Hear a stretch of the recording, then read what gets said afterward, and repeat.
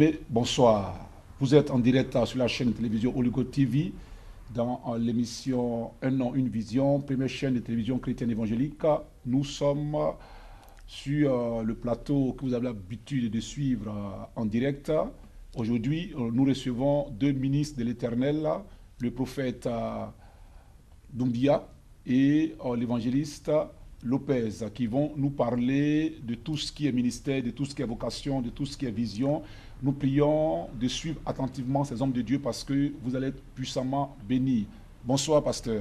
Bonsoir. Bonsoir, prophète. Que le Seigneur vous bénisse. Amen. Merci beaucoup d'avoir répondu à notre invitation. Nous pensons que pendant 30 l'évangile, selon vous, la puissance de l'évangile.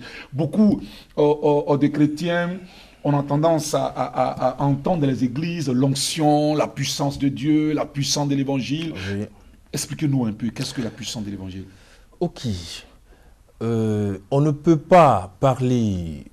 C'est une question qui est très, très, très fondamentale. C'est la base de la vie. Jésus, durant son bref ministère terrestre, avait un but spécial. Le salut des âmes.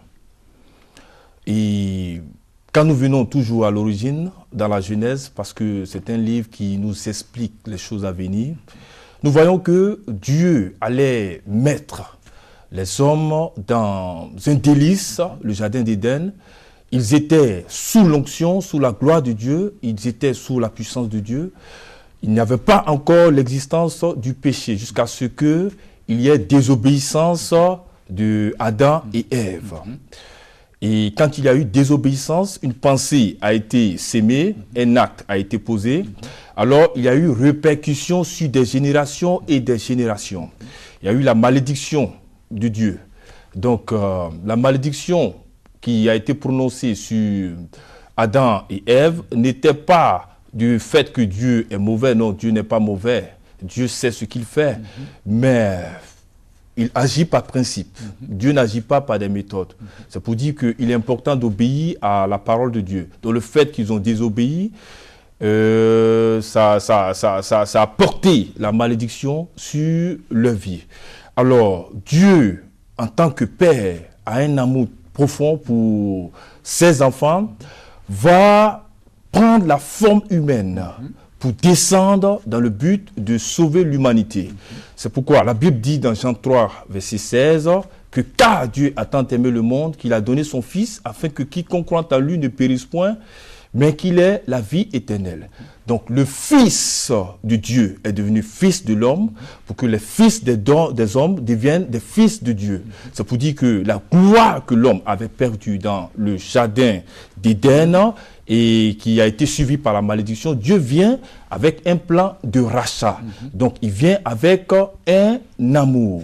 Donc quand on parle de la puissance de l'évangile, ce n'est pas d'abord les guérisons, ce n'est pas l'onction, ce n'est pas les délivrances, ce n'est pas les miracles, c'est d'abord une transformation que Dieu apporte dans la vie de l'être humain.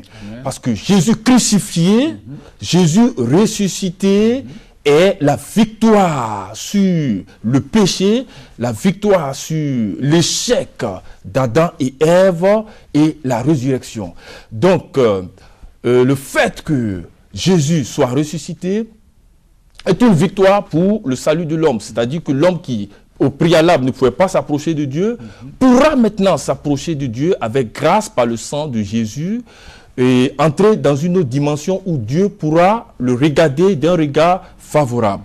Donc, cela est suivi de conséquences. Les conséquences, ce sont des guérisons qui viennent après, ce sont des délivrances, cela peut être sur le plan social, dans plusieurs domaines, mais d'abord, il y a une transformation, il y a un changement de mentalité, de vision que Dieu apporte dans le cœur de l'homme, à l'intérieur de l'homme. Donc pour plus vous préciser ce que je veux dire, je prends l'exemple de Saul, de Tarse, qui était un apôtre qui, avant d'être apôtre, il persécutait d'abord le corps de Christ, les chrétiens, et qui s'opposaient à l'évangile.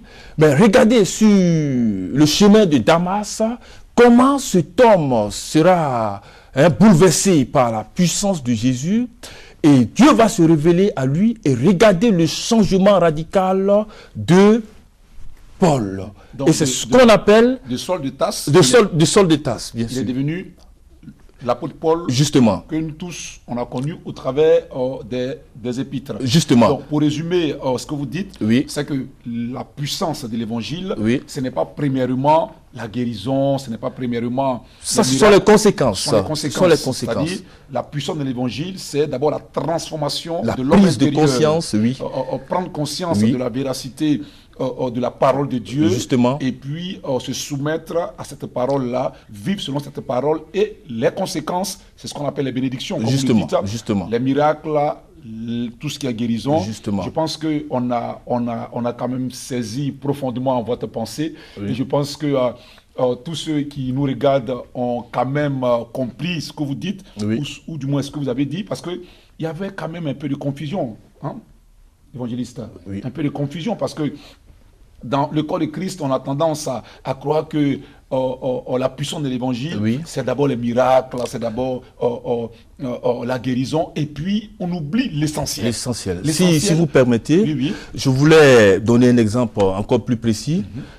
Un voleur qui ne connaît pas le Seigneur Jésus, qui passe son temps à voler, arracher les sacs des